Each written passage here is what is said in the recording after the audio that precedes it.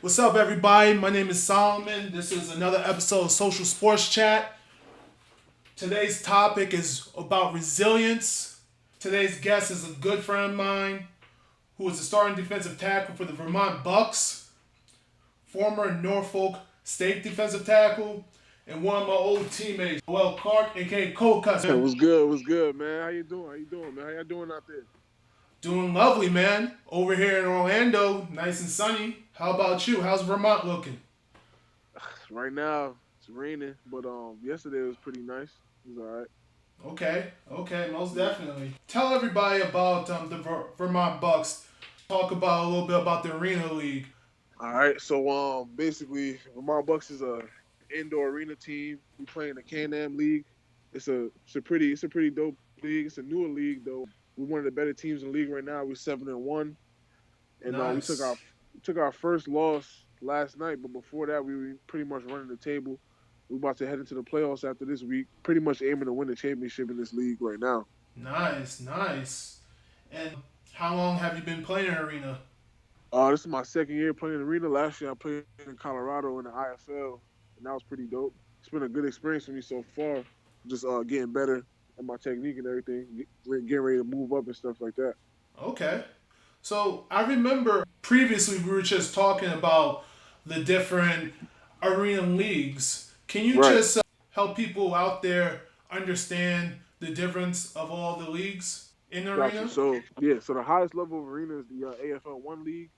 Under that is the IFL. They'll be considered like AFL two. NAL will be considered AFL two. The Can-Am will be considered AFL two. The highest level is definitely AFL one, and then under that comes the league that I'm in. The rules are kind of different depending on the league. The IFL is more based on like running the ball, offense. It's like kind of a couple different rules in each league that you'll see. Okay. So Yeah, that's very interesting. Whenever I definitely. watch the arena on TV, only thing I'm really familiar with is the high scoring. I see teams beating teams from like 60 to 49, and I see Right. all these high scores. Is it the same way where you're at? It definitely is, and on this level for us this season, our defense has allowed like I want to say on an average probably 27 points per game. Okay. Last night we gave up the most points we gave up all season, 41 points. But this is like one of the better defenses I've ever played on is in the arena league. To be honest, just because like we just really pride ourselves on not being like the average arena team allowing like 50, 60 points a game. Okay. So I know before this loss, you Right, were defensive player of the week back to back. right, Tell me about playing that one technique over, and for everyone that don't know what the one technique is, that's the nose guard, the one that's right, shaded over the center right. on the defensive side. So tell me what's that like playing in the Arena Uh, League? not for the weak hearted. First of all, you right in the middle, everything goes through you. You know what I mean? So if you playing bad, you allowing stuff to get ran down the middle of y'all of the defense. Defense not gonna work. If you're not really getting no penetration on the center, the defense is not gonna work. So everything really goes around the nose guard and the defensive ends, and you got to really be a tough person to be able to like take on double teams. You know, you got to be quick. Getting off the ball. It's just like it's a different type of position, man. You got to really be like a hard nosed person. Like you just gotta really want it. You're banging every play, like taking on double teams. Like I said, you got to be battling it out with the center every play, taking on running backs, slashing in gaps and stuff like that. So it's not for everybody, but if you could do it, you definitely have to, have that type of character. You got to really be like a not really caring about glory kind of thing because you're not gonna always have like the great stats and stuff like that, but you definitely have to have that kind of character like I was saying though to really take on those blocks all the time all game, banging and banging every play like that. One thing, and I've played the one, it's not for the faint heart. That I could yeah, definitely agree on, man. It is definitely yeah, not for the faint heart. You have to show resilience. You have to be strong because you're not going to get every tackle. And even the level you're at, hey, if you get like 3 or 4 tackles in that game as a nose, that's pretty good. If you get a sack, right, just one sack, that's right, you're definitely balling. right, exactly. So let's wind the clock back a bit, man, and let's talk about resilience. What was that? move from high school to college? What did that look like? Man, to be honest, it was tough because coming from playing football in New York and going down south, nobody respected like the fact that I played in New York. It was a lot of jokes like, oh, you play football on concrete, y'all play football on tennis shoes. Because when I told them we played on AstroTurf at August Martin, they were like, y'all played in sneakers and stuff like that, and you know what I mean. So it's just like you got to really prove yourself from day one. Like you starting from -10, you got to work your way up and everything, just so that you could let them know, like, you know what, we play football too in New York and stuff like that. And then make it worse, I was a walk on, so I started from like scout team, just a practice player, going from there and working my way up to like working way up into rotation with the veterans, and then Wow. eventually becoming a starter my junior year and senior year. So just for me, it was just putting that name on New York, like we play football, and y'all should definitely come out here and recruit us because we definitely got some ball players. No quit mentality. Yeah, man. So, one thing that I'm learning from you is that throughout this whole time, you've been look like the underdog from all your college years, and you have to really work your way up to show people that you're better than what they think you are. Exactly. So tell me about the college years. Tell me what was that like playing college football? Man, it was like one of the best experiences of my life. I'll never forget it. You know what I mean? I remember I literally, when I applied to Norfolk State, I didn't go on any visit to see how the school looked. I just applied. I got accepted. And the first time I seen the school was when I was moving in my dorm room. And when I went there, I moved in. The next day, I went down to watch practice, and I went up to the defensive line coach because I looked him up online, and I was just like, I'm gonna just go ask him if I could just try out, get a tryout. Went up to him, Coach Mark Thurston, one of the best coaches I ever had. He was like, just go sign up and get your physical, and you better try out. So I did the tryout, made the team. That was like one of the best moments of my life because I was just like at like a crossroads where I was like, if I'm gonna play college football or not. I made the team, had was on scout team my freshman year, did really well. They liked my effort a lot. So I was able to get an invite to camp and Wow. everything. Unfortunately I wasn't able to qualify, so I had to wait the spring of my sophomore year to be able to walk on and practice with the team again. Oh So I wow. came back, yeah. So it was like a lot of up and downs and stuff, ups and downs and stuff like that I had to go through. But it was my own fault, just the past catching up with me as far as like not qualifying through the NCAA. Basically, I got on the team in the spring, did pretty well in spring ball, was running with the twos and threes at defensive tackle. By summer camp, I was running with the threes. By the end of the season of my sophomore year, I was running with the twos. Going into my junior year, I was able to earn a starting spot and get a 3-4 scholarship, pretty much full when you add in like financial aid and stuff like that. My junior year did pretty well. We ranked like number 2 in the nation total defense, so that was like Wow. really yeah, that was like really good for us and everything like that. We had my boy Lyndon Trail, Dion King, Mike Privet, Keenan Lambert, all these dudes like some of the best athletes I've ever seen. Lyndon Trail right now he's on the Washington Redskins. Dion King Nice. he's on the Indianapolis Colts, and my boy Keenan Lambert he was on the Seahawks for a while. Then he played for the Raiders. My other boy George Riddick, he was on the Packers for a little while. It was like one of the best defenses I ever played with. Like period. The fact that we allow sometimes 14 points and we would lose the game 14-7 and stuff like that. It was just crazy. My junior year I started, senior year I started again. It was just like going into my senior year, I finally earned like a full outright scholarship. Like that right there, it was just a crazy moment for me because that was like a goal since I was like 14 years old, like get a full scholarship. When I finally got that, it was just like a breath of fresh air. Like I could finally say I could check it off the list. That was like one of the better experiences for me, getting to sign that full scholarship. I can definitely empathize with that feeling of getting that full scholarship. It's one of the best feelings in the world. The road that you went through was just it's just unbelievable. I mean, I Yeah, never knew man. that. I never knew that you had to go through all that struggle just to, get yourself a chance to even try out. Right, That's unbelievable. And you know what? Of course, I had the full scholarship for Buffalo, but right, I've always had guys that would try out for the team, and some try out and don't make it. However, there were guys that do try out and they would bust their butt every single day, and I always give those guys kudos. And actually, there's been quite a few that have earned full scholarships from it. So it's always your determination is always how resilient you be and how much you really want it. Right. One thing, just to get a little bit on the psychological side, there was these two researchers, Leonard and Overton, talks about the amount of resilience.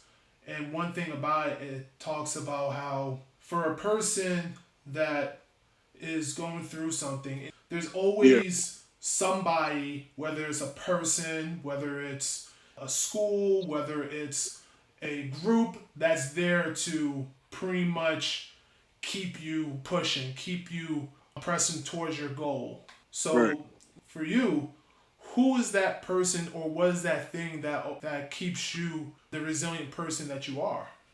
Man, be honest. Besides God, which was the most important thing in my life, you know what I mean? Because without Him, I wouldn't even be able to be here right now. So, first of all, it's God. But like, just my sisters, be honest, because I want them to have like that example. No matter what, what you face, you're not supposed to quit. Like, you're always Right. supposed to just keep on going. Like, no matter what situation, there's always somebody going through something worse. You just gotta pick your pieces up and just keep on going forward, and keep on moving. That's what my dad told me as a little kid. You know what I mean? Just always, just sky's the limit. Just keep on fighting.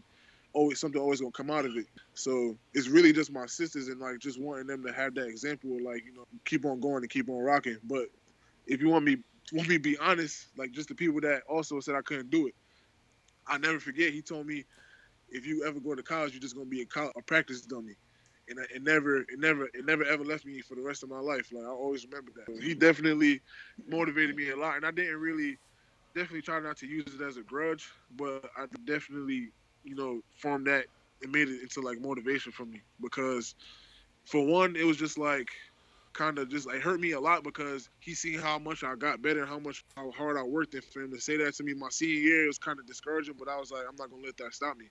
You know what I mean? And I had Coach Brown that believed in me the whole time. Like Coach Brown was one of my other coaches at August Martin. He was like really like a specialty coach. He could do everything. Quarterbacks, running backs, but he really coached running backs mostly. He always anytime I called him, and I was like, coaches, can we do like a quick workout? He always was available. You know what I'm saying, to help me out. He always just stayed in touch with me and always made sure I was straight, even when he got sick. Like he really kept me motivated to say, just keep on doing your thing, keep on working hard and stuff like that. So he definitely one of the people that kept me motivated towards my goal and kept me, pushing forward and resilient. Yeah, So you use that negative energy and use it into something good. correct. You use it as a motivator for yourself. You didn't let Yep. those people that doubted you to bring you down, but you use them as a way to empower you. Right. Yeah, man. So, Glory to God. Yeah. let's go in the social aspect. And I really wanted to talk to you about this. And I didn't really tell you prior to this because I wanted pretty much your first reaction behind it. As you know, we're both from New York City. Right. One of the things that kept me going was the sports. And it was just a great way of keeping me focused in school and just keep me motivated for college. Right. Um, so tell me, what are some things that you feel when you was at August Martin in high school that kept you away from the negative aspects that you've noticed around you? Because where we was at, it was a Uh, nice community, but of course there were gangs, a whole yeah. bunch of negativity around. So Right. what kept you going besides just you being resilient? What are some things that you do for yourself to keep yourself away from those things? Basically, just me wanting to be, on the football team still because I knew if my grades weren't good enough that I wouldn't be able to play. So it was really football that really motivated me and helped me to gain that discipline to be able to stay, well behaved and just I never really was a guy to follow the crowd. Like I was really just, into football and stuff. So I never really wanted to join any gangs and stuff like that. Even though going to August Martin, people actually join gangs. Like much as they open the door for you, like it's just Sure. like a regular thing. It was just me wanting to play football and be with my boys. Jose, James, everybody that played ball with us and stuff. Like we weren't really those kind of dudes that were like into that stuff. So just being around them alone really kept me disciplined and wanting to just stay in school and do the right thing and stay eligible so that we can play ball. Have you ever went back to the school? Yeah, I went back a couple times. I went back the year after I graduated to homecoming, and I went back uh last year during the winter time. School wasn't really. I think it was like Regents time during that time though. Okay. And Yeah, so around testing time. Okay. right. Do you feel that in schools like we were in, do you feel that sports and extracurricular activities is a way to help kids just keep themselves focused? Oh yeah, definitely, man. Like football saved my life. I don't even think I wouldn't really. If it wasn't for my parents, I wouldn't really have no motivation for besides like them to want to be in school. I wasn't really like a big school person. Like I was just like really an athlete. Me wanting to be an athlete further my education because I wanted to play sports. So me playing sports really opened that door for me to like grow up and say, I need my education. I need to be able to do something besides football when I'm done playing ball. I have to have an education. So that really motivated me. Football alone, what I'm saying, saved my life. To be honest, the coaches and like just the mentors, the extra mentors and extra father figures that you get from playing sports is like bar none. To all the Noel Clarks out there that's playing football right now and went through the same thing that you've went through, what would you tell them? Man, listen to your parents and most of all, listen to your heart and just follow your dreams. Like don't let nobody tell you what you can't do. Some people see they can't do something, so they sometimes not wanting to have you hurt, they'll tell you that you shouldn't do it too, so you won't go through that same pain. But you got to know within yourself that you're a different person. You got to really believe in yourself and really just trust God and really just put your best foot forward and go ahead and just go get that money. You know what I mean? Go chase your dream Of because course. you never know what can happen. You just got to keep on going, keep on grinding. And even when it seemed like it ain't worth it, it ain't going, nothing's gonna happen. You got to just keep on going, man. Because at the end of the day, you don't want to look back on your life and say, "Man, I should have did this, I should have did that." You gotta just live in the moment and go get it right now because by the time you look around, you're gonna be 40 years old with kids and a career, and you're gonna look back and you don't want to have no regrets. So Absolutely. just go get it, man. What do you see yourself 3 years from now? Or where? Somewhere CFL or NFL, playing the best football in the world, playing against the best competition in the world. That's what it's all about, right? Yes, sir. You already know. All right. Well, from everything that I've heard, you went through the long road. You went through that that hard struggle, and one thing that I've learned from this conversation we had is that what, no matter what you think you can't do, you won't know until you try. So you try exactly, And you gotta keep pushing. You gotta keep pushing no matter what, because if you don't, then how would you even know? exactly. So you know what? Just tell everybody how'd you get your nickname Cold Cuts? Oh man. All right. So so my freshman year of high school, I was going to my first camp, and my boy Roger Reese. I don't know how he got me up to this, but I forgot what happened. Oh, so basically, he wanted me to go and mess with Headline. That's another like one of our best ball players we had. Headline, he played quarterback number 8. He was like, go get this cup of water. He gonna ask you for a cup of water and just drop it before you give it to him. And I went over to him and he was like, yo, you want this water? And when he reached out, I just dropped the cup. And by the time I knew it, they was like all ganging up on me, like, when you go to camp, it's over for you, and basically reset me up. So then we was in practice, and he was like, yo, Noel, yo, your neck look like a roll of salami. I'm gonna just start calling you. I'm gonna start calling you cold cuts because your neck look like a roll of salami. Because like my freshman year, I was 5'8", 220 pounds. I was just like short and just chubby, short and fat, whatever you want to call it. But that's basically how I got my nickname, and it Yeah, stuck. Like once the coaches started calling me cold cuts, it was over. that was it. That's how it Yeah, always works, man. yep, That's how it always works. yeah. Well, Noel, I want to thank you for doing this interview that we had today. It actually felt like just a regular conversation, man. Yeah, man, no problem, man. Oh man, it was definitely fun. He is playing for the Vermont Bucks, and the playoffs is coming soon, right? Yep, June 3rd. June 3rd. Everybody, Yep, watch out. What's your jersey number? number 92. Number 92. Everyone, watch out for number 92. That's my boy Noel Clarke out of Norfolk State, out of Yeah, August Martin man. High School, Yeah, and he's hungry. yep. Maybe hungry for some cold cuts. On the way. All right, everybody. So thank you for this social sports chat. Noel, thank you again, and No hopefully problem. we'll talk again. Definitely, man. Definitely gonna talk again. Most definitely.